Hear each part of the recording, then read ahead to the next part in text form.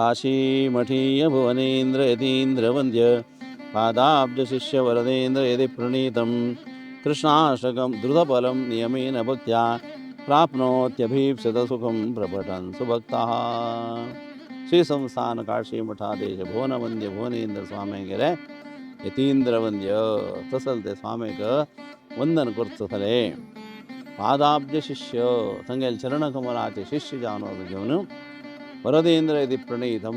वरदेंद्र यती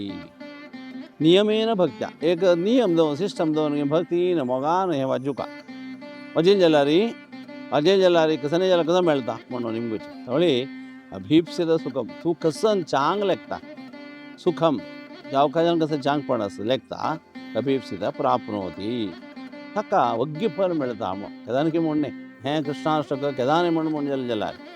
आमका सर्व दोष दूर देता मात्र नाही अभीप्सित सुखम आम्ही लेखीन असेल बरे पण सुख म्हणताना अर्थपूर्ण जाऊन घेणे अष्टक वाजिल जलारी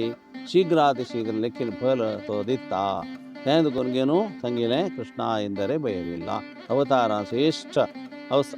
ಅವತಾರ घेतील तसं तो कृष्णस्थ भगवान स्वयं बाकी सगळे देव त्याला भारी एक लील करून घेऊन आकर्षित केलं तसं कृष्णाला स्तुती